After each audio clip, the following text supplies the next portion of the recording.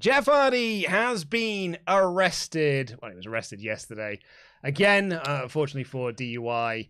We're going to be talking about, like, you know, what next for Jeff Hardy? Like, what does it mean for his run in AEW? And we will be reviewing Monday Night Raw. I am Luke Owen, DAD. This is Chopper Pete Quinnell. Welcome to the WrestleTalk Podcast. Raw review. We are going to talk about Raw. We'll talk about why we're leading with this in a second as well, but we are going to be reviewing Raw, don't you worry, for all those people who are desperate to hear our thoughts on Mustafa Ali versus Chad Gable. And the Posedown. But this episode is, of course, sponsored by Incogni, our friends over at Incogni, because, Pete, I don't know how much you know about this. I don't know if you've heard of this thing called the internet.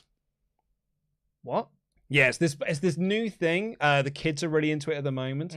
So it's a place where you can go and you could sign up for newsletters. And you can set up a thing called email, which is like regular mail, but it's done through ones and zeros and like magic. Oh, so just Big E does it. Is that why it's called email? Yeah. He is the guy who invented them. So sense. named it after himself. So yeah, so it's this kind of like pretty magical place. Sounds pretty nifty. It is. It's, you know, it's mostly okay. However, there are some downsides to the internet. And it's not just the YouTube comment section. There's also things like, oh, we love you, really. There's things like big companies stealing your data. Because when you sign up for things like newsletters, when you buy things online, you set up accounts everywhere, your data gets stored somewhere. And then companies are legally, this is mad, allowed to buy that data. And then they are allowed to then sell that legally to other companies who then steal your, well, not stealing your data, they've bought your data, and they can know things about your email address, your age, your date of birth, your sex, your address, your phone number, and all this sort of stuff. And they then can sell that onto other places. I'll be honest, Luke.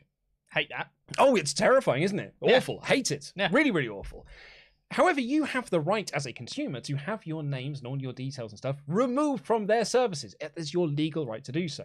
However, it's a long process, it takes a long time, and it's a bit of a pain in the ass.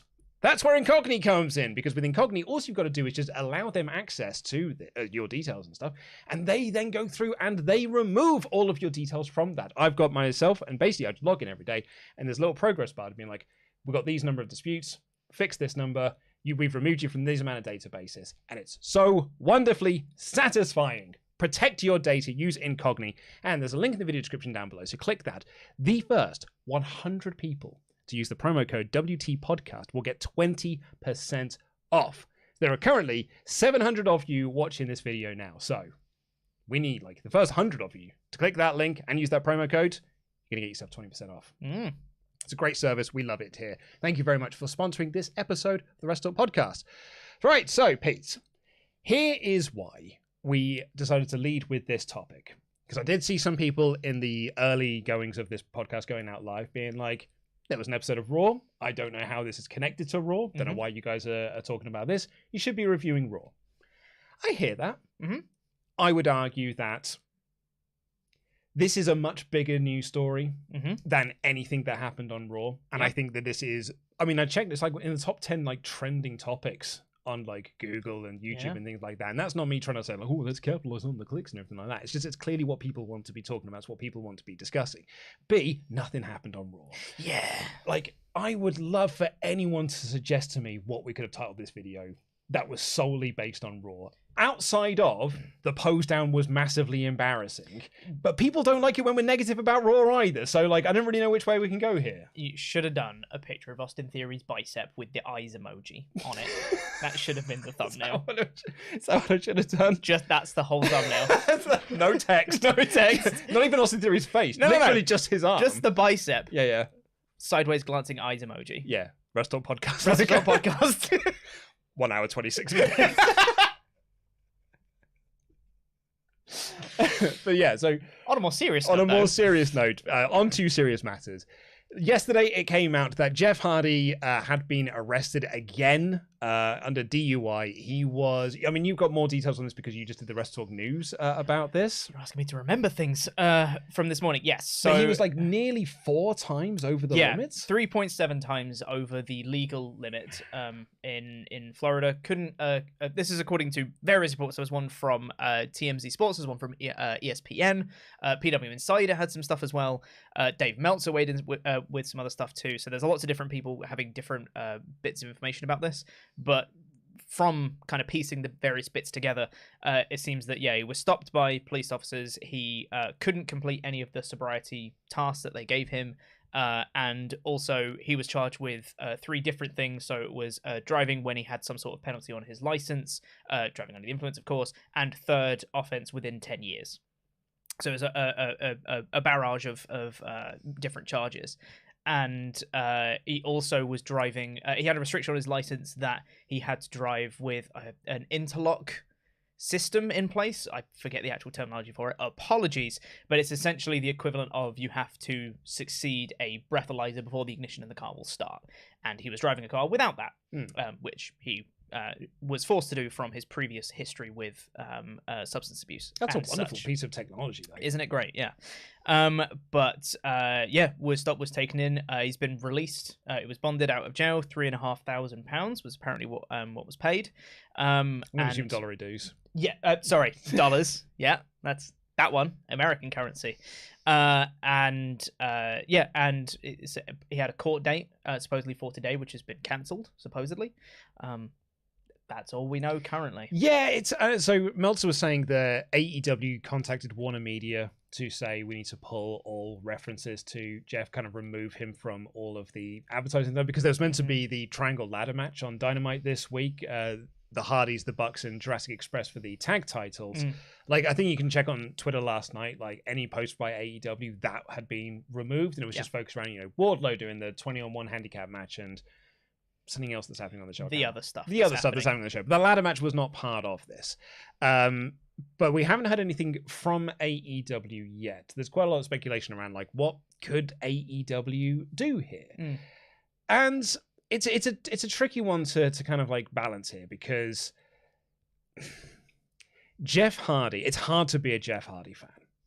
And I think back to when he had that the quote-unquote erratic behavior at that WWE house show. Yes. And he was released. Yes. And me and Tempest were on the podcast. So it was me and him doing the Friday show. And we kind of were talking about there. I was like, man, like this, it really sucks. Like, I hope he can just get the help that he needs and this and the other. Because we all just assumed that it was drink, it was drugs, it was the usual stuff that Jeff gets himself into. Yeah. So it turns out, apparently it wasn't. Apparently, like, then he was like clean living. Matt Hardy kept saying he's clean living at the moment. And I think we can almost comfortably say that he was at that point, because WWE did the drug tests on him and they said that it was fine. They released him and then said we shouldn't have released him at that point. Like, Matt was actually on the podcast saying like they were wrong to do so because he was actually clean living at that point. And like, WWE themselves wanted Jeff to come back for this the January Royal Rumble. He left in December. They wanted him back for the Royal Rumble. They wanted to induct him into the Hall of Fame. So WWE were quite ready to bring him back into the fold because they had made a mistake with that. AEW snapped him up instead and he reunited with Matt and all this sort of stuff. But with Jeff, and I think back to when Ollie and I did the Victory Road 2011 episode of WrestleTalk Extra, which we did over at patreon.com/WrestleTalk. It's our classic review. We look at an old pay-per-view suggested by fans and we review it. And that is the Jeff Hardy incident, the Sting incident, where he was in no fit state to perform and Sting just had to muscle him down and pin him. And it was an awful, awful situation, a terrible time. And Ollie was there and I was like, but I think things seem to be on the up front, seems to be in a much better place now. And Ollie just said, like, if I was AEW, I think I would have just waited a year. Like, Jeff does what he does in December. Just wait and see what happens. Don't just immediately bring him in. Because this is kind of what happens with Jeff, unfortunately. And, like, addiction is a hell of a thing. And it's not something that there's an easy fix for. No. So, like, it really, really does suck with him. But I don't think I massively agree with some of the people that are just like, AEW should have had there were warning signs already there.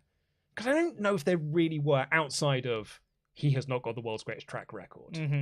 Yeah, I mean, this is clearly a cycle that Jeff is in. That's obviously incredibly difficult to break, and best wishes to Jeff. Hopefully, he can get the help he needs. Yeah. Right. But for AEW now, I don't know what they do from here. It's because you can't just release him, right? Because when you have someone, for example, Jon Moxley on their own roster, who gets the help they need, they come back and everyone greets them back and says, "Yay, well done." The problem with doing that with Jeff Hardy is that he's done that several times before and has then gone back to doing what he was doing several times before.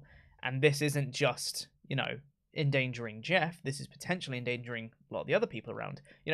Even if it's just getting to from arenas, or whether, I'm not saying he's going to show up 2 shows inebriated or anything, but just being a hazard outside of the company is not a good look for anybody. Drink driving is not a cool thing, man. No. Drink driving is one of the things that really, really does piss me off when people do it, because it's so unnecessary. It's so selfish. It's selfish is such a good word. Sean made this point on the Fightful podcast. So I will let you finish your point you're going to make, but Sean made this point in the Fightful podcast yesterday, where he's like, he's Jeff Hardy. If he needed to get somewhere, he could have just put a tweet out and said, "Hey, I'm in this area. Can someone come pick me up?" And someone would have come and picked him up. Yeah, exactly. I mean, at this point, and he was in Florida at the time it happened. I don't know Florida all that well, but from what I can gather, there's not that many super duper remote areas. I'm sure he could have got an Uber or something if he really needed to. It seems to me that there's something else going on here. It's not just, it's not like he needed to drive to wherever he was going to. Yeah. But this is, speculation and opinion on our part particularly, but it's a rough situation that he's in, and it's a rough situation for AEW to be in. It's just not pleasant for anybody, really. I mean, I think you always do run this risk when you bring in Jeff Hardy.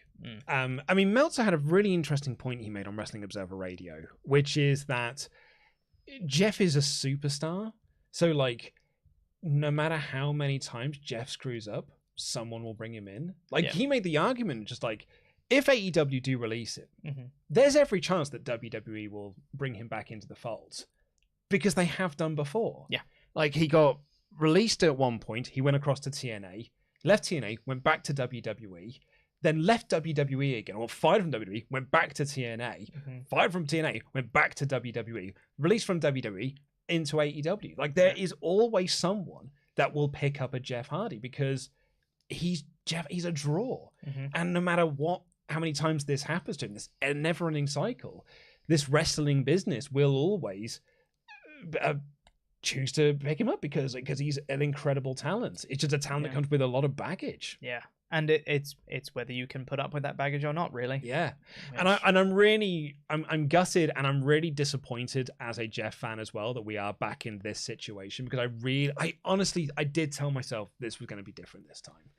I really did believe it. I really did believe it was going to be different this time. So I'm gutted from that perspective. Obviously, there are much bigger fish to fry at this point, as opposed to I am disappointed as a fan. He was endangering lives. That is a much bigger fish to fry in this scenario. But yeah, I was man, this is it's rough going. If I'm AEW, a suspension has to happen. Yeah. Suspension, it's rehab. AEW can put it through rehab. WWE can always put him through rehab as well, because WWE can make the offer to do so, and Jeff can take it, because WWE will. They offer this to Moxley as well, which is that if you have been employed by WWE, you can go to rehab on WWE's dime. Not everyone takes up on it. Moxley didn't. He chose to do it on his own back. Jeff could go to WWE and ask them to put him through, and they will do it. AEW could offer to do it, but I think if it's I think you have to make a statement here. I think as a company, as a promoter in Tony Khan, you do have to make a statement here. Yeah, and not just a literal statement yes, on the matter. Exactly. Yes, but you have to actually make a point. Yeah. And I think at the very you have to offer at least to put him through rehab. Even if it turns out to be, in the long run ineffective, because it has been in the past, even if it does prove to be another cycle, you have to do that as a company, to look out for the people that you're employing and having wrestle for you, Get DDP on the phone, man. Yeah. Yeah, get DDP doing it. DDP is like, he has saved more wrestlers' lives than a lot of other things. So like, yeah, pick up the phone to Paige. Yeah, Paige will sort him out. Yeah. Paige will get him all yogered up, and he'll be fighting fit once again. He saved Scott Hall. Yeah. Like, if you can save Scott Hall of all people, like you can save and Jeff. Jake the Snake And Jake, man, like. It is rough going. We'll be keeping an eye on it as well, because we were talking about the Cody Rhodes thing before we came in to record this. The news that Cody Rhodes left AEW broke while we were doing this show. As we were like, I think if AEW were to make a statement, it might feel like it would be around this time. Around now. Yeah. So we are going to keep an eye on this as it goes. But yeah. I hope the best for Jeff. I really do hope that he can get the help he can get. Addiction is nothing to be laughed at. It's nothing to be messed around with. I would like people to have some compassion. Yes. In the live chat that we've got here, which I do think is happening because we have got a wonderful audience, but also in the comment section as well. Like, I don't think we need to be dicks about this, because it's awful. Yeah, it really, really is, yeah. Shall we see what everyone else has to say about this subject in the Ultra Chats? Sorry, I just looked, and I almost laughed when you were talking there, making a very serious point, and I do apologize, but that's just because our moderator, Brandon, has made the thumbnail that we spoke about of Austin Theory's bicep and a sideways eye-glancing emoji. Well, I mean, Brandon's got it wrong, though, because there's text on it. There's text on it. What's the text for, Brandon? What's this about? What's this? It's not a bad thumbnail. It's not a bad thumbnail. But also, what's the text for? You just need Austin Theory's bicep. You see, the thing is, Brandon, you're doing such a good job of following our instructions when we do the news thumbnails. I don't know why you didn't follow them there. Come on, he also just said, "Sod your text, boys." Come on, Landon. You can join the conversation, WrestleTalk.com/support. We will read out all of your Ultra Chats above the $5 level. None of that Australian dollary dues. No siree. Prime has said last week they announced Jeff in a ladder match, and everyone's response was, poor Jeff, they need to stop booking this. Then this happens. Not an unpopular opinion, but I think Jeff constantly killing himself in crazy matches is related to his relapse. We don't know that for sure. However, I said this on the AEW podcast last week, but I was like, Jeff Hardy in a ladder match. Come on. Yeah.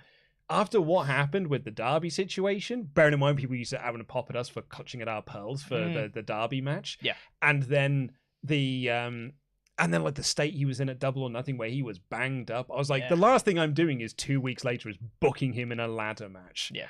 Bananas. Charles Berg said, addiction is a disease, and I really feel for Jeff. I really do. But I fear this ends with Jeff hurting himself or worse, killing someone. It sounds cold, but I wouldn't hire him to be a dog walker. He's a liability to my business. AEW needs to cut bait. Peace. Yes.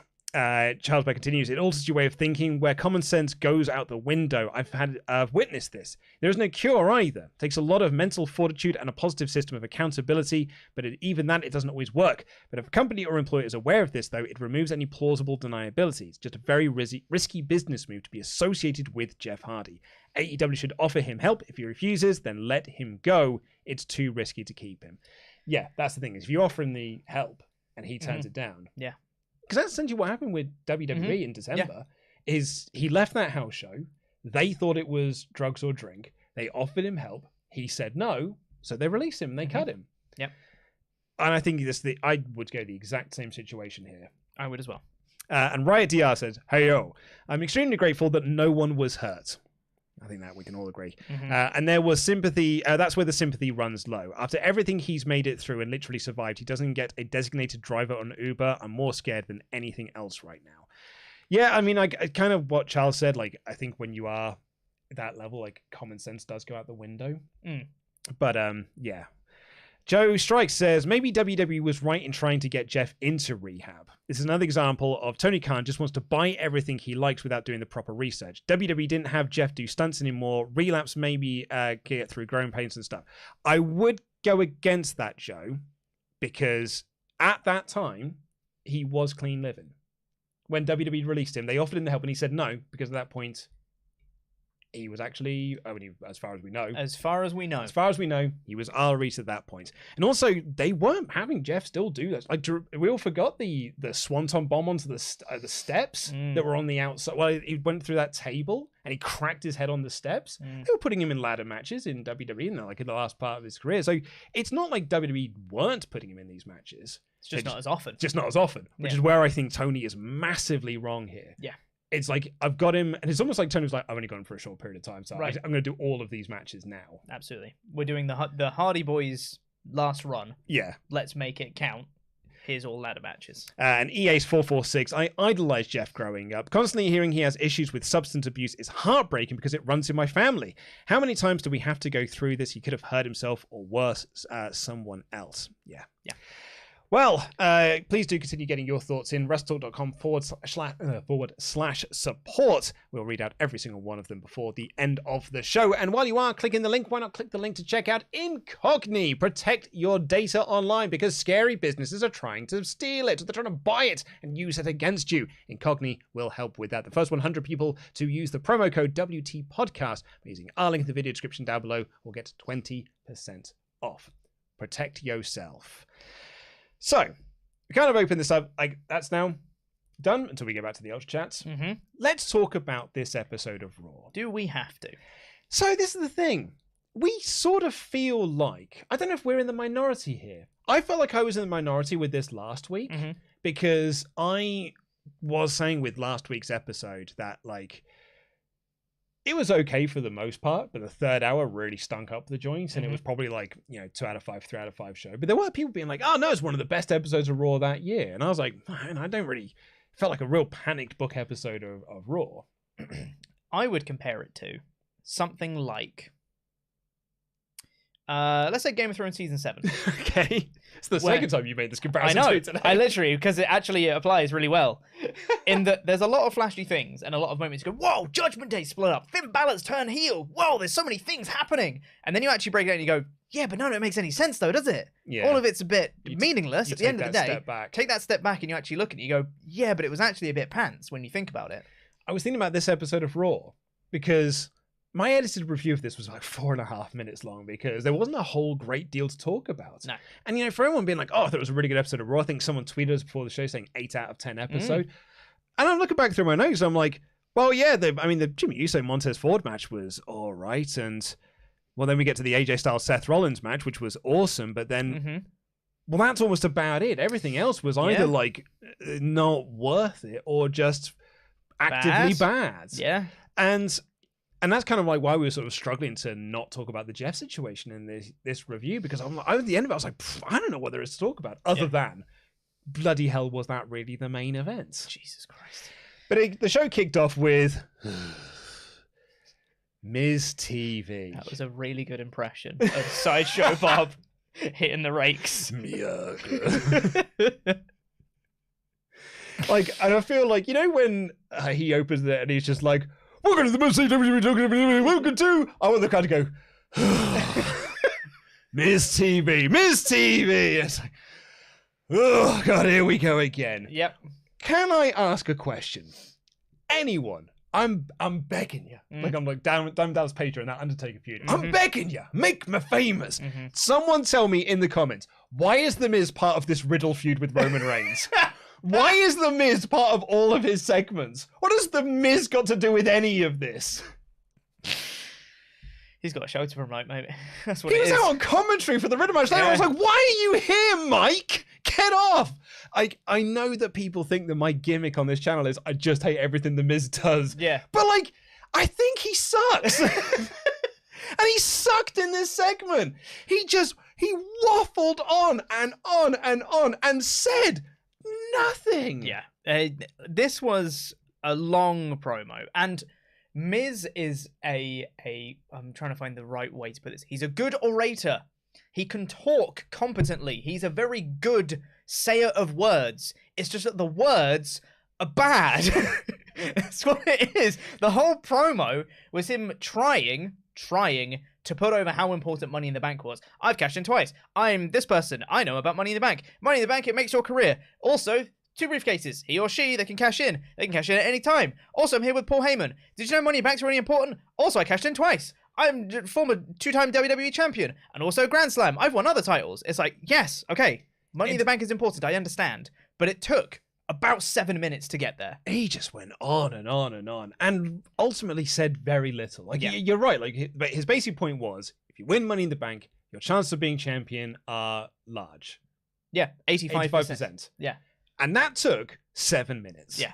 And it was excruciatingly boring. Yes. Thankfully, Paul Heyman jumps in and be like, well, those statistics drastic go down.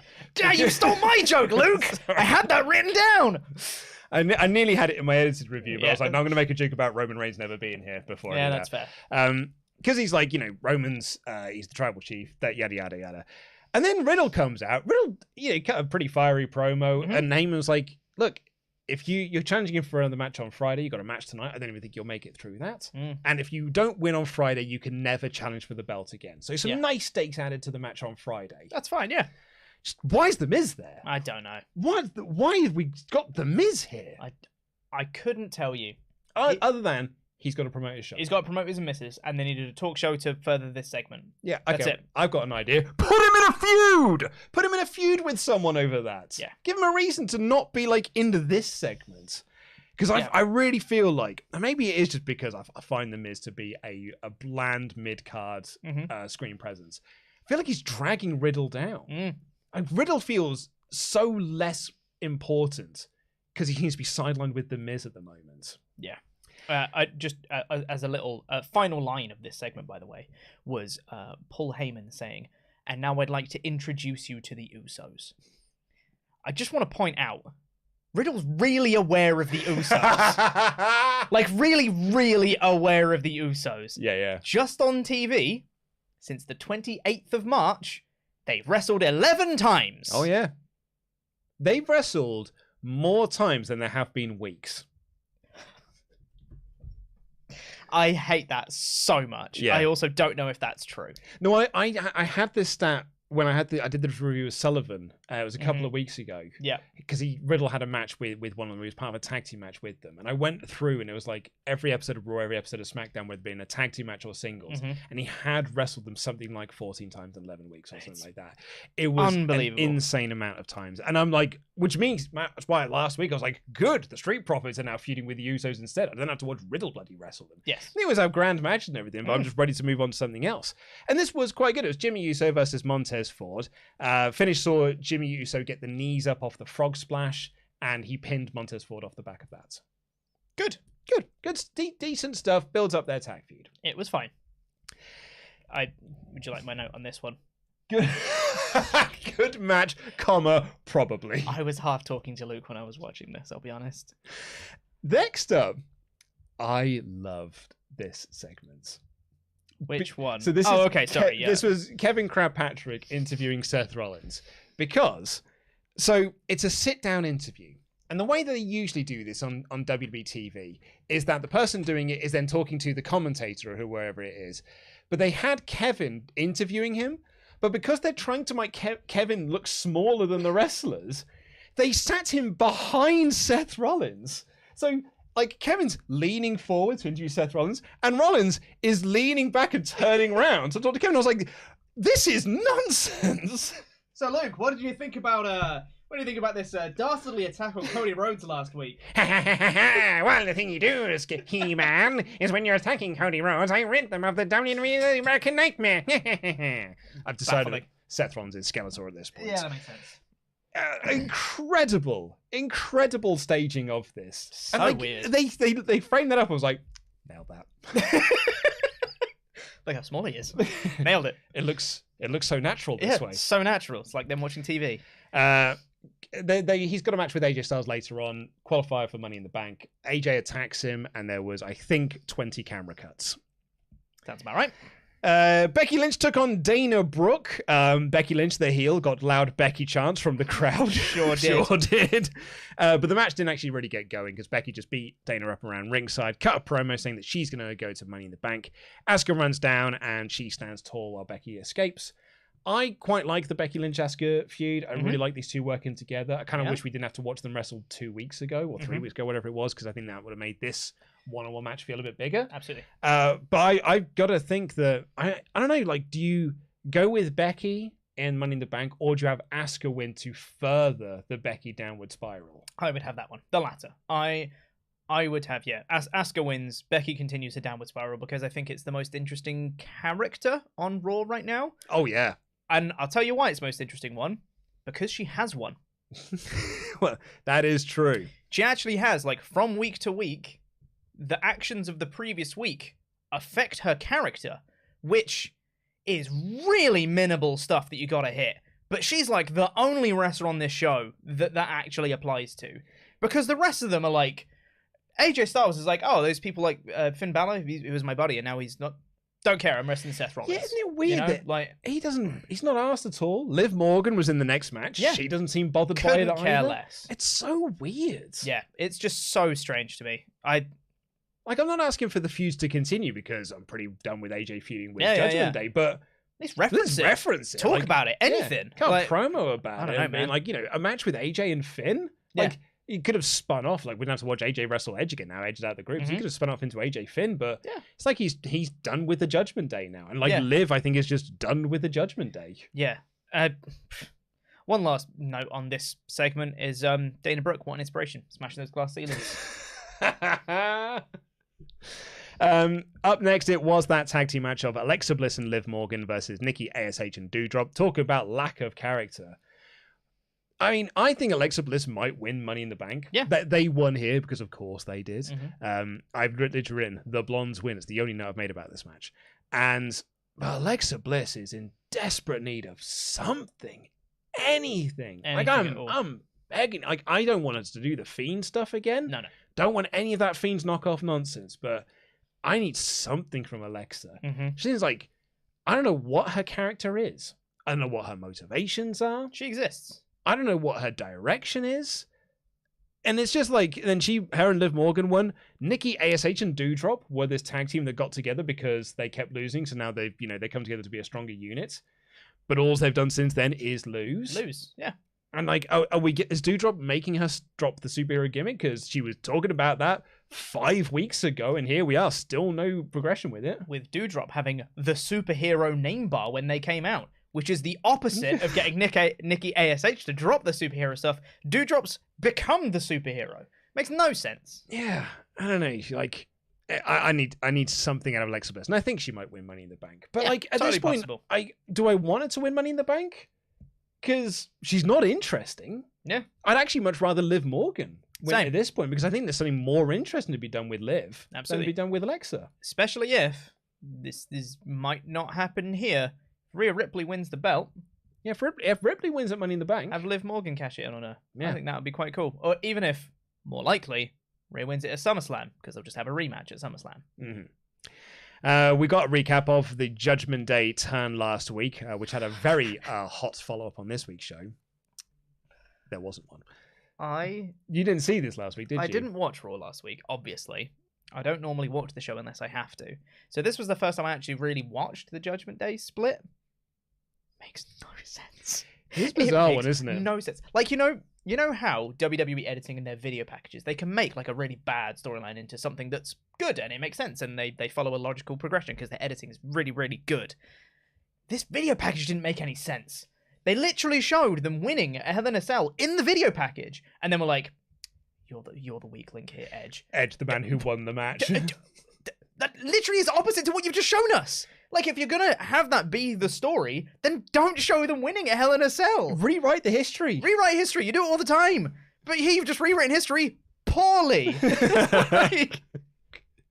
Yeah. Baffling. Speaking of a feud that just feels like it is going nowhere. And this feud was heading somewhere. And I really feel like the Hell in a Cell match has completely derailed it. Yeah.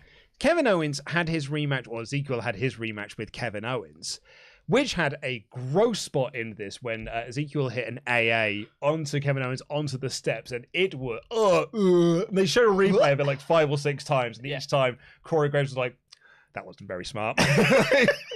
You're right, Corey. It wasn't. No, that was awful. Just the steps, staying in the corner, didn't move them or anything. Just as they were, steps up to the ring. Oh, AA onto him. disgusting. Ow. Yeah, no, hated all of that in a good way. But it was a very stupid finish of this match, where Kevin Owens got distracted by the commentary team saying his name was Ezekiel. So then he got counted out. Really at that point?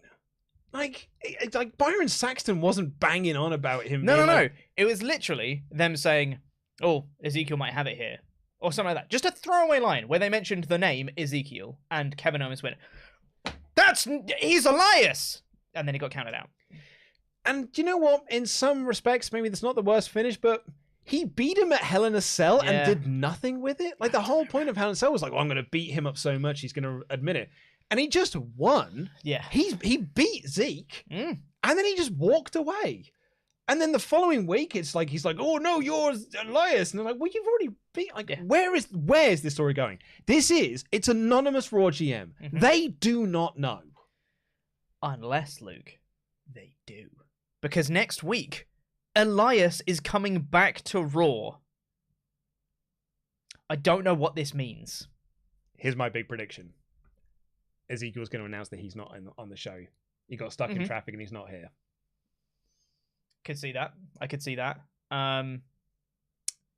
What if Ezekiel comes out with like a really bad glued-on beard?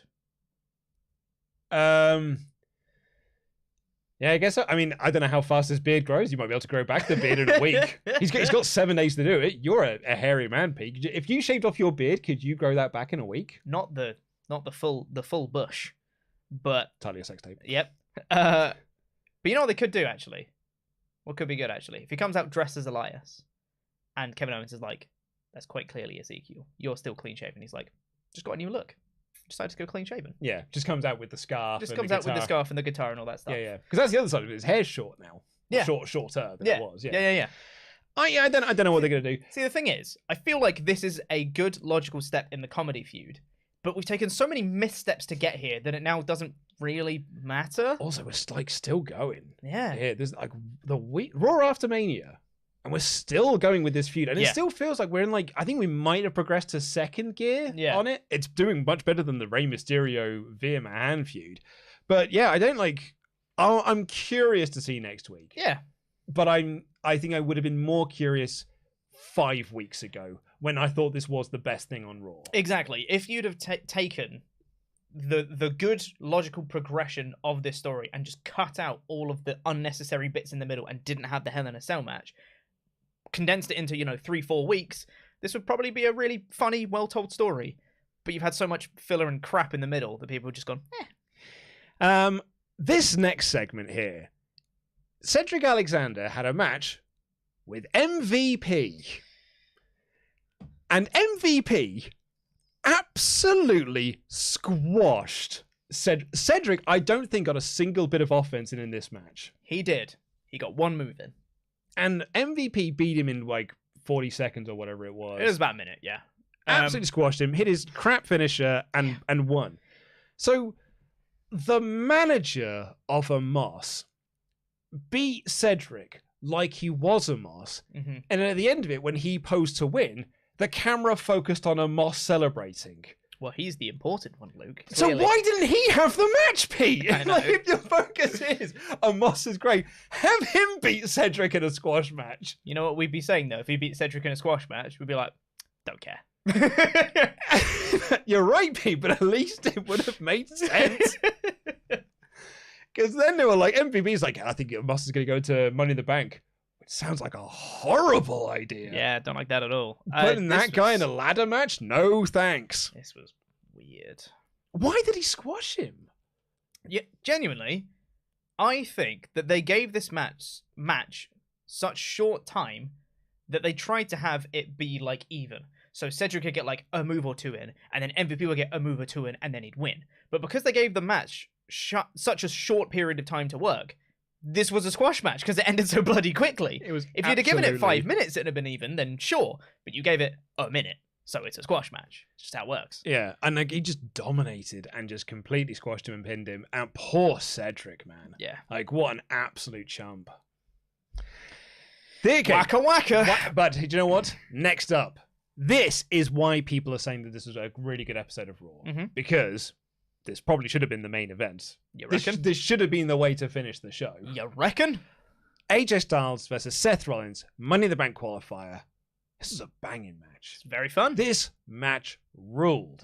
This was a very indie style match. Lots of false finish at the end, the big moves at the end, big move kick out, all that sort of stuff, all the false finishes you love to see.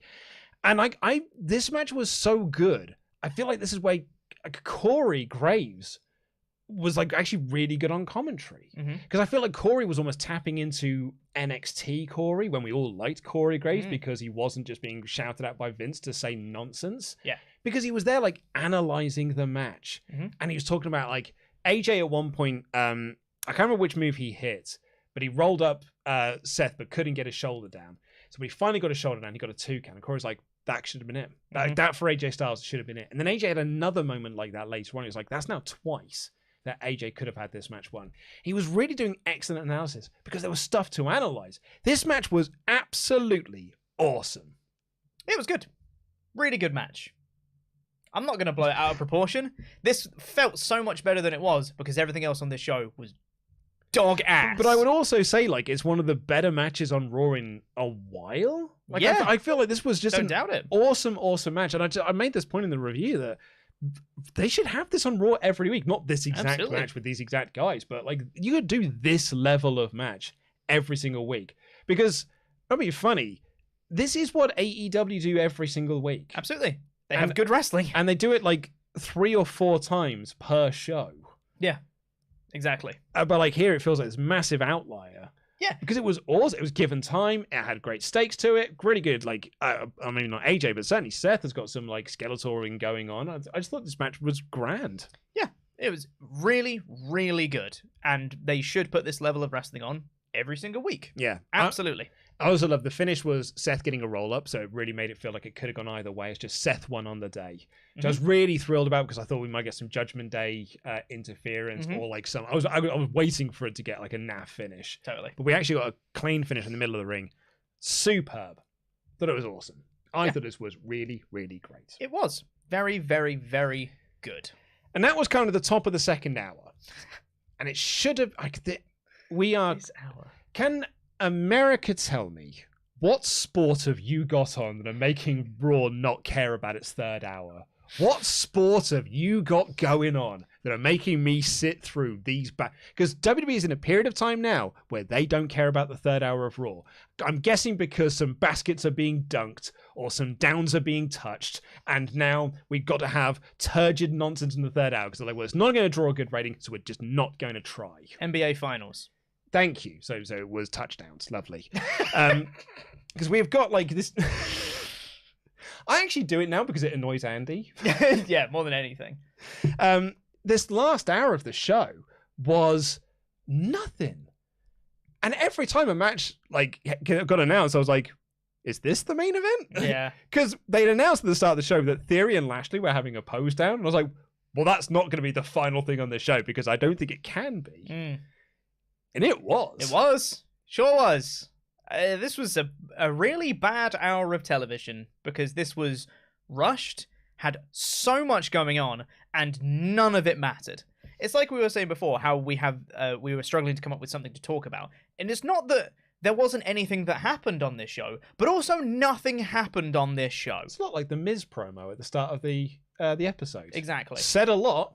Well, actually, no, he said a lot of words, but didn't actually say a lot. Exactly, yes. And I think, like, we got, what, three matches in this final hour here and 2 interview segments? Yeah. But when you break it down, like, nothing really mattered or advanced in any of this. Not at all. So we had Riddle versus Ciampa. No entrance for Ciampa because he is already an afterthought on the main roster. Sure is. He's in exactly the place that I thought he'd be. As soon as he got called up, I was like, this is exactly the spot that I expected Ciampa to be in on the main roster. Yeah. Which sucks because he's great, but this is where I thought he'd be. I don't know what, like, he has no character. He's got literally no direction. And he's going up against Riddle, who is arguably one of the most over people, if not, without Randy Orton there, the most over person on the Raw brands. That's in the male side of things anyway, because I think Becky Lynch is probably the most over in terms of like the women's side of things. So on the men's side of things, it probably is Matt. And yet this match had no heat whatsoever because the crowd are like, well, who's this Ciampa guy? Yeah. No idea. And Riddle won. Miz was on commentary. I don't know why. Miz and Mrs. was after this, probably. That's why. I don't know. Why is he involved in all the Riddle stuff? I feel like it's making Riddle feel so mid-card. Yeah. I really feel like this and the Ciampa thing, I think it's damaging Matt Riddle. Because he's going for the title on Friday. And it sure doesn't feel like he is. I'll also say, you know how people be like, especially when it was in like the Lesnar title holder era when he wasn't showing up to a lot of shows and people were like, yeah, but he's a prize fighter. So when he does show up, it feels really special. I don't really care about this match coming on Friday of Riddle and Roman Reigns, which sucks because at one point Roman Reigns was my favorite thing in wrestling. And I was like, this is the best character. And at this point when he shows up, I don't feel it's particularly special. I'm like, oh, he finally showed up, did he? And I feel like resentment to it rather than just like, he doesn't feel like a special attraction. It's just like, sure, he's just going to turn up, he's going to win. Don't care at this point. It's because he's got the belts, man. Right? Because he's got both world titles. Yeah. And we haven't had the world titles defended since WrestleMania. Yeah. That's a long time ago. Yeah. And yeah, I mean, I really do feel like it's him going down to part-time is kind of like, it feels like it's devalued Roman in some way. It's massively devalued the world titles. Yes. You're right. Like, it should have that effect of making it feel special because it did with Lesnar. When Lesnar showed up, it was like, oh man, Lesnar's here. Finally, someone's going to try and get the belt off of him and bring it back here. But it doesn't really feel like people are fighting Roman to get the belt and bring the belts back to the company. You see what I mean? Like, which is what they were trying to do with Brock. Yeah. It's just like, oh, cool, Roman's here this week, so we get to have a match. Exactly, yeah. But yeah, so Riddle won here. Then Bianca Belair, they kept advertising this as an exclusive interview. I'm like, well, yeah. Because... Yeah.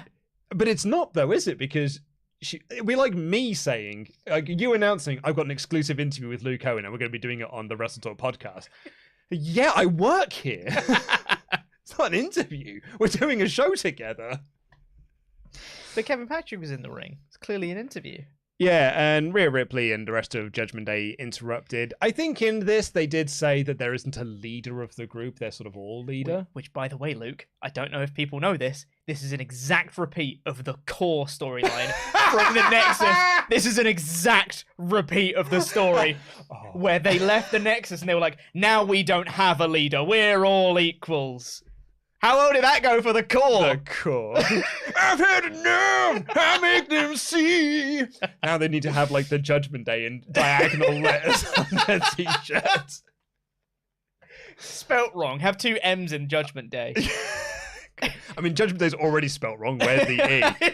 But let's not forget the core did have two R's in it. It sure did. Do you know why? Do you know why it had two R's? No. Apparently, I don't know if this is true. Don't quote me on this because this is just what I heard at the time, which could have been wrong. But apparently, Heath Slater had to like email or send a thing off of like, what's your group called? And he had to write it down. And he legitimately just spelt it wrong and just sent it off. And it was like, I guess they have two R's now. Now they just stuck. The core. I mean, I'll tell you what, it shows how bad WWE was at that time. I was that guy that was like, core versus Nexus at WrestleMania, though. I was exactly the same. Why didn't it happen to me? Why didn't we have the core versus the new Nexus at WrestleMania? They're the Sheriff in the Rumble. Didn't they have the core versus four random people and the four random people won? Yes. New Nexus were nowhere to be seen. The core. I liked Ezekiel Jackson. The new Nexus. That's delightful. Anyway, not really much was said about this anyway. They did a promo. Rhea Ripley did a promo. Yeah, Rhea Ripley did a promo. There you go. Theory cut a promo backstage, hyping up the Posedown, essentially name-dropping John Cena, which means I think we are pretty much guaranteed it's going to be Cena versus Theory at SummerSlam. I think so, and I think that would be really cool. Yeah, I think so too. Good match to have. The guy they want to push is the brand new John Cena versus the original one. Absolutely grand. I'd have Theory win. Yeah, I think I would too. Any downside is like, yeah, you want to push him as the new John Cena, but maybe he's just one of those guys. I can't see Theory's face at the moment. I don't know. I feel like he could be. He's got a real punchable one, though. Like, John Cena at least had a boring face that was just like nothing. just walking out, meet Moop, I'm John Cena, and it's like, cool, terrible punches, boo, boo, boo. Yeah. I don't know, I just think Theory's got a real punchable face. Yeah. It's a bit like me. We then had Chad Gable versus Mustafa Ali. Boy, howdy, with a crowd dead for this. Gable won. I nearly said Ali won there because I actually forgot, but Gable hit Chaos Theory for the win. What a shame. What a shame. These two guys are such good wrestlers. And God, they do not have any time to do anything here. Yeah. There's a little flurry from Gable at the start. Spin, take down. Hey! I'm like, you're so good, Gable. And the crowd were crickets. As they were for Rey Mysterio versus Veer Mahan. This story, the Raw after Mania, was when Veer debuted and he started a feud with the Mysterions. And we are how many weeks later? And we said at the time, granted, we had a lot of negative things to say at the time because this was the build-up after 6 months of promos that led to basically a squash match and it was nothing, right? But he went straight into a feud with the Mysterios. That's good. That's great.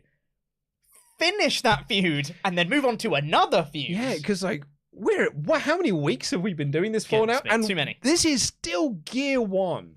We have not moved past stage one of this feud yet. No. And what also I've seen Veer is I think he's beat them both. And then he's probably gonna beat. I don't like. No one cares. But Luke, it's long-term storytelling. You see, Pete, it's a story that's taking a long time to tell. It's long-term storytelling.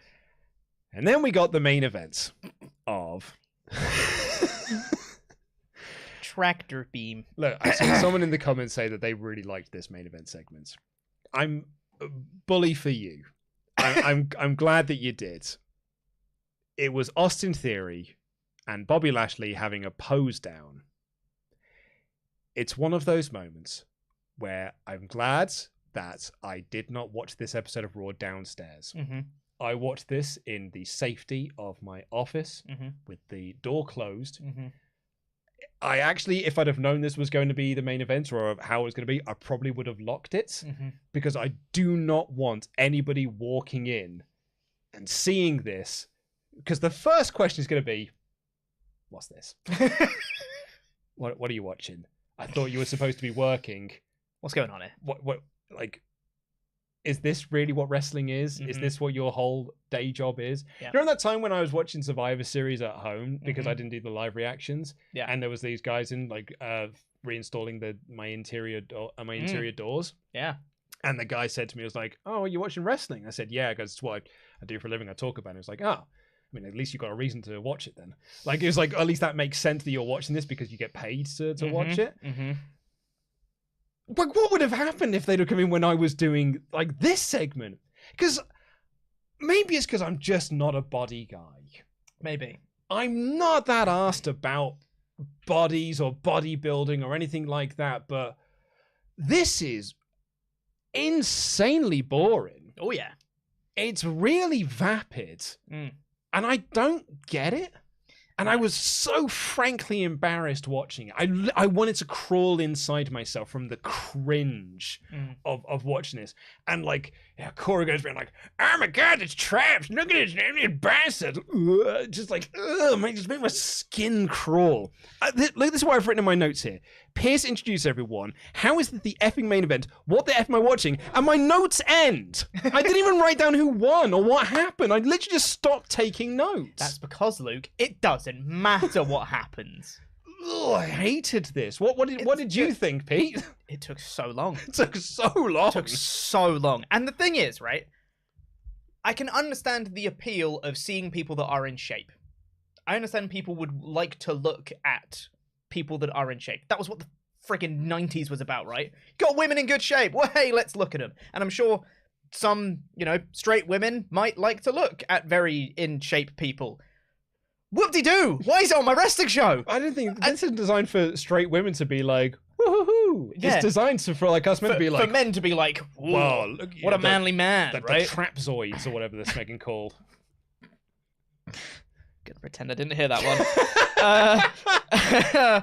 But the thing is, as well, though, if this is supposed to be like a comedy thing, if it's supposed to be like, Lashley's in incredible shape and he's the one who clearly wins, right? What? Was this supposed to be a comedy? I'm saying, work with me here. if it's supposed to be a comedic thing, which it can work as that, then you have someone who isn't in really good shape trying to beat Lashley at a pose down. Theory's in really good shape, so it doesn't work. Do you think that's what they were going for? This was supposed to be a comedy thing, so we were like, well, of course Lashley is winning because he's Bobby Lashley. Right? Because, like, I mean, Theory's got biceps that are bigger than me. Because the thing is, like, it's not as one-sided as you might think. Like, Lashley is obviously in incredible shape, but Theory's in really good shape as well, so it's not even like oh, well, Lashley's obviously won this. It was like, no, like, Theory's really good. And maybe that was the point, is we're supposed to be looking at Theory as like, oh, wow, he's in really good shape. It's like, we already knew this. We can see him. But I thought the crowd was just cheering for Lashley because he's the goodie and Austin Theory is the baddie. As opposed to people like... I don't know. Also, Theory kept talking over Adam Pearce. And Adam Pearce kept talking over Theory because he had like the Britney Spears microphone thing going on. This was a mess of a segment. I don't... And then, like, Lashley won because it was done on WWE Universe Cheers, because of course it was. And then Theory sprayed him with some water, and then Lashley... I think it was baby oil. Water, and then he did a drop kick on him, took some selfies on the podium. That's the episode. My notes end with, this was the main event. This was the main event. Yeah. That's my notes. So funny watching Austin Theory take all those selfies as well, because he clearly wasn't getting Bobby Lashley walking, so he's trying to angle himself to get all of it in. Lashley, get in the shot. Yeah, it was, I don't know, man. Billy Keeble on the Attitude Era podcast once described, I think it was Billy anyway, described Scott Steiner as skin being pulled over a load of bowling balls. That's disgusting. It's kind of what I thought about Bobby Lashley when he did that, like the one at the end. I was like, oh, this is gross. I don't like this at all. And then I got downstairs and my wife's like, how was the job? Fine. It was absolutely fine. Don't ask me what the main event was. The main event was great. Because I can't lie. Wrestling. What am I going to do? Lie? Yes. Yes. I can't lie to her. It's my wife. I know. I'm sure some people enjoyed this. I'm sure some people enjoy looking at bodybuilders or people in incredible shape or whatever. Cool. Why is this the main event of Raw? What did this accomplish? This could have been middle of the second hour. Easily. Ended off with Rollins and AJ. You know what would have been better? Not doing it at all. Well, I mean, yes, but if you're in the situation where you got 3 hours to fill and you have to do it, middle of the second hour, and you do Rollins and Styles as the main event. Sure. Because this is just bad. Yeah, that's what it is. It's bad. Yeah, we're in that period of time at the moment when Raw is just... they don't care about the third hour. No. So it's hard to really get invested in it, really. Like it's and which is a real shame. I mean, I would... ask people, I will do the poll that's just like, did you enjoy the pose down? Yeah. Because I would be curious to see what that is. Should we do that instead of asking for people's ratings on the show? Please. So, I think that would be great. Mod Mother, if you can hear me, can we have a poll, please? Did you enjoy the pose down? Yes or no? We'll read out the results before the end of the show. And obviously...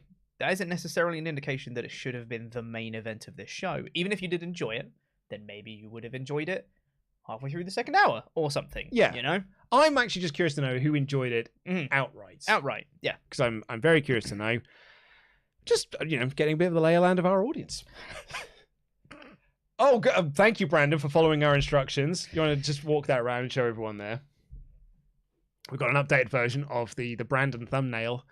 What it should have been. So it could have been. Think of what it could have been, everyone.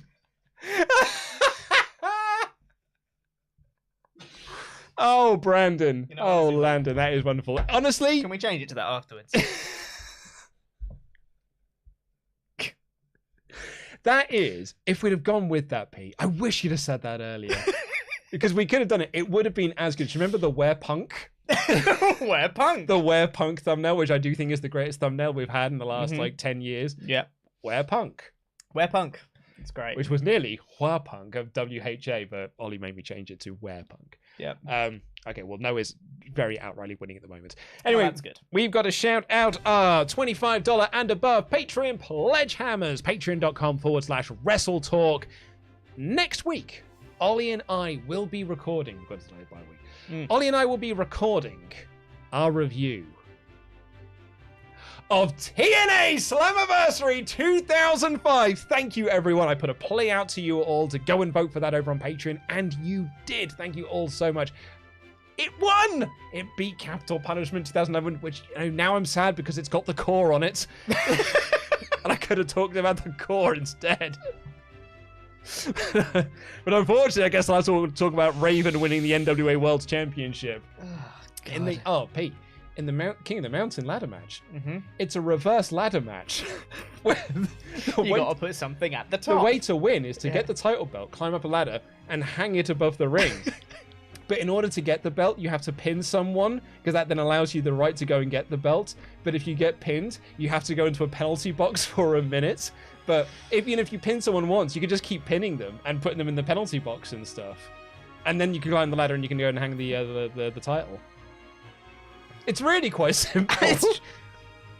It's like they're in the Upside Down. They just got to do things but inverted, you know. I just remember seeing that for the first time, being like, "What a genius match stipulation! Like, so inventive, so different." Now I'm a smart person. Look at me like, it's really stupid. Oh my God, it's the Posedown of ladder matches. No, better than the Posedown. Anyway, so that is going to be up live. Should be not next Monday, the Monday after, live in the Patreon feeds. But if you are one of our $25 and above Pledgehammers on Patreon, you get your name shouted out on this show like these fine folk. The True Alpha Wolf. Not Eugene Andrew Dinsmore. Andy Datson's Fetish, Timothy King. Didn't make that name, I promise. Ari and Shifra, the booze awaits. The Austin Nangano Escape. The Shrock Master, Austin Shrock. The Cyclone, Brandon Sayers. Who does really good thumbnails. Should be king of the thumbnails. It should be king of the thumbnails. Brian Null and Boyd. Chris Hellfire Brimstone. Infinite Crisis, Chris Jenkins. Hey now, you're an all-star, Chuck Turner. And finally, for this Hall of Fame class of the 14th of June 2022, Colin McLeaner than Finn Balor. Lovely stuff. Amazing work. Let's get into the rest of your Ultrachats. I've got to just go past Brandon's thumbnail now. There's too many amazing thumbnails in there. So much bicep. Okay, so Meng says... So we've got a few more Jeff Hardy chats to get through in a second. Apparently they've announced... Hold on. I'm just going to click this link. Landon has sent across a link for me to follow. Oh man, the reverse battle royal is at Impact Slammiversary. Oh my God! They've announced. No way. They have announced the reverse battle royal makes its return to Impact Wrestling. I mean, it worked so well the last time. Listen to this. 18 wrestlers will start outside of the ring with the goal of getting into the ring. After the first 7 men get into the ring, everyone else is eliminated, and the rules then flip to a conventional battle royal. When the match gets down to 2 men, it becomes a singles match. Why? There's so many rules. Yes, I love it. Oh, add an extra step. just right. Okay. If your goal is to then get into the ring, right? Why does it then flip into a normal battle royal where you have to then get out of the ring again? No, because the idea is you're getting into the ring to qualify for phase 2, which is for the battle phase royal. 2. So you want to then stay in the ring. Why doesn't it just end with that battle royal then? You just have one winner. Ta-da. Well, you do. You end up after a singles match. No, why the singles match though? But why? That's the bit I don't get. Pete, you're missing the genius of watching 80 people wrestle around the ring and pretend not to be able to get into the ring. Oh, it's so much fun watching people fighting and be like, oh, I'm nearly in. Oh no, I've been pulled back out. And the people who haven't got a partner to fight with, trying to find a reason why they're not just why they don't just get in the ring. Watching Lance Hoyt walk around the ring and be like, man. You big feckin' idiot, just get in the ring. To be fair, those were the rules last time. We don't know if they're doing the same rules this time, but that's just what the rules were last time they did it. Anyway, we've got some Jeff Hardy stuff to do here. Meng says, I haven't watched Raw in a while. Is Randy Orton okay? He's just on his time off at the moment. Randy Orton is also a part-timer, lest we forget. You know, it's just a shame that your biggest stars in the company are all your part-timers. On a more serious topic, this might be a controversial take, but I felt like Jeff's program with Darby and the Bucks was so rushed. I feel like TK didn't trust in booking him long-term. I hope he gets the help. Malua says, relapsing on addiction is easier when you are constantly in pain. However, if he gets released, he will be rehired somewhere else. I think Tony should just freeze his contract for a year and tell Jeff that he will not wrestle until he gets clean for good. I mean, yeah, but I can your point there, Malua, is just like, you can ask him to get clean for good, but relapse there, addiction's always there. Yeah. And Ben Valeric says, suffering from addiction, I get it, but there's absolutely no excuse to drive under the influence. I have zero sympathy for Jeff Hardy. Same goes for others, such as the Usos. Get an Uber. Stop putting other innocents at risk. This should not be tolerated. That I completely agree with Ben. Like, it is, I have sympathy for people going through addiction because it ain't easy. Like, it is. I'm not going to pretend that I know, like, because I have never had to go through that. I've been fortunate. I've never had like that sort of. I was able to quit smoking pretty easily.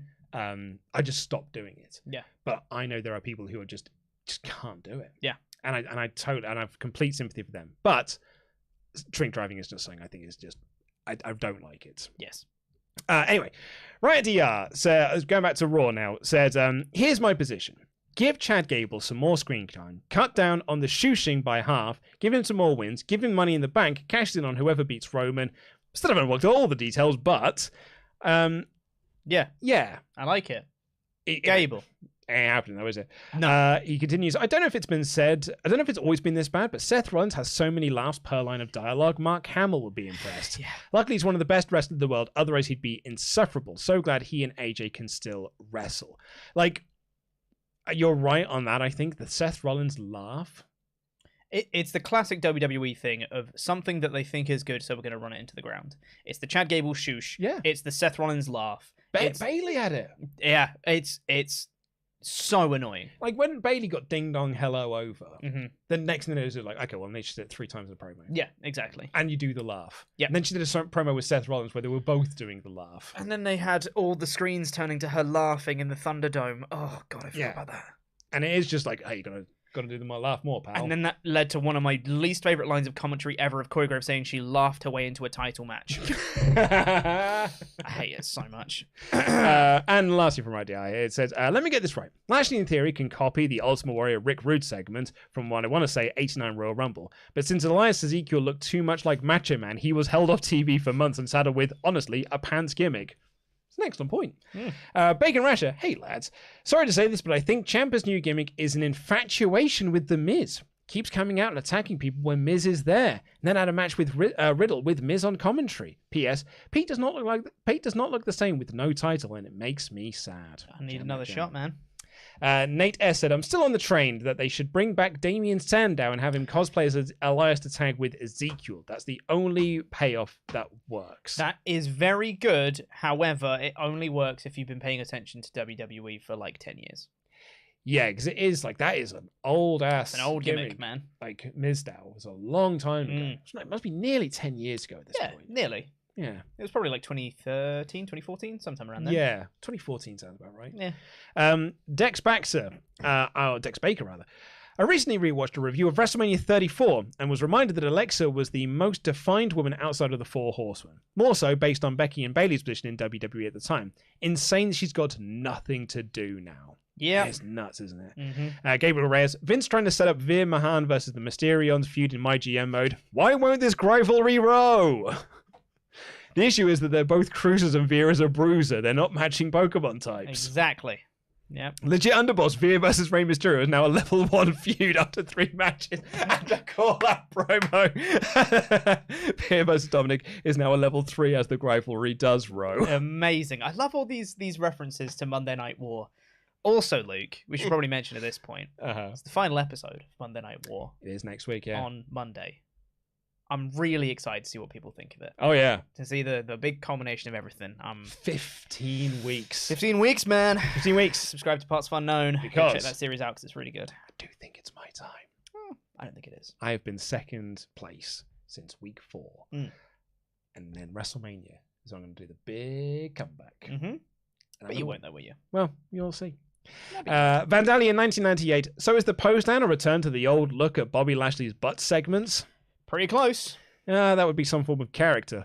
And I don't think he's got one at the moment. Rob Burwell's been a Memberg for 10 months in a row. Said, I've had the unfortunate realization that instead of the Usos costing Riddle on Friday, it'll be The Miz. Yeah. And then Riddle will go back to obscurity. No. Yeah. Oh, that's a horrible thing to put out into the world, Rob. I mean, Roman could just win. He could just do that. Because he's Roman. Yeah. You know?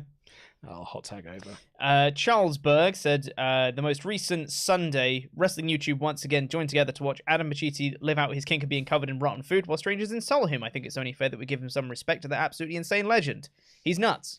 Yeah, Hell in a Cell was over the weekend over on Cultaholic, and I just got a message from Angela on being like I'm not going to kink shame anyone, but cold horse semen. Armageddon. Sorry, no, it's because I was going to do the Big Show saying Armageddon was an AEW podcast thing. So there you go. Here you go. Armageddon 94. He's been a member for 2 months.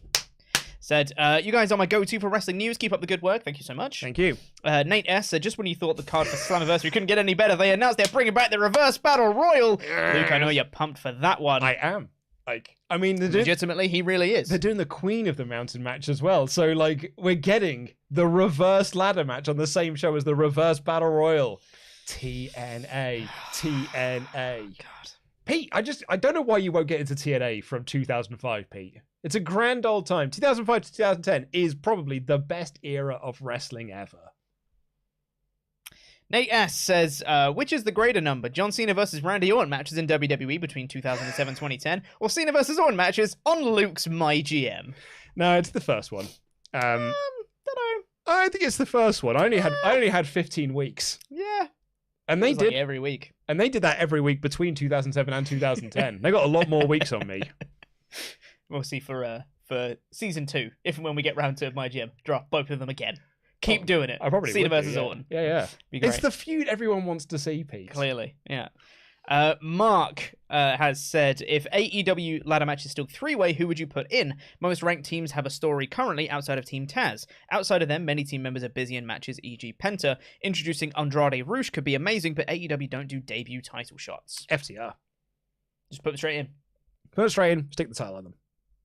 Fair? I honestly, like that is what you do at this point. Mm-hmm. I think you put them in the ladder match, you stick the belts on them. I think the goal was always to put the belts on them anyway. Like I was pretty confident they were going to be the champions by the summer. Just do it now. I think you just have a tag team ladder match. Just do Bucks versus Jurassic Express. Yeah, I agree with that. But if you're sticking with the 3-way, I'm putting FTR in there. Yeah. My preferred option though would be your version of it, which is just remove the Hardys and do the Bucks versus Jurassic Express. Just put the belts on the Bucks. Yeah. Kevin says, by the way, Luke, TNA's released a lot of pay-per-views to their YouTube channel, including Slammiversary 2005, so you don't need Impact Plus to watch it. I know, yeah. I searched for it yesterday just on the off chance. And I sent it across to Wally. I was like, look, we don't have to use Impact Plus for this one. And he said, hooray for piracy. And I was like, no. This is official. Yes, Impact themselves have uploaded. Very, very happy to see that. So actually, do you know what? None of you have got an excuse now. Once this video is finished, load up another WrestleTalk Podcast one because that's very important for the algorithm. Yeah, go watch another WrestleTalk Podcast first. Click the one. Yeah, actually, yes. Here's your instructions. Should you choose to accept them? Click the Incogni link and use the promo code WT Podcast. Nice. Then click the video that's down below, which is our review of Raw from last week. That's very important for the algorithm. Then open up a separate browser, a tab, and on YouTube, search for TNA Slammiversary 2005, and all watch it. We can all watch it together. Yeah. Sounds great. Love it. Yeah. Right, we have the results of the poll as well. I'm just going to end this poll now. And did you enjoy the Posedown? Yes said 16% and no 83%. And there's 1% missing. Yeah, it's because there's probably like a 0.5 or 0.5 somewhere else. So yeah, we go. People did not enjoy it. So phew, that makes me feel much better. Yes. Because there was a part of me that was just like, am I wrong here? I think so. Sorry, you do your outro. Yeah.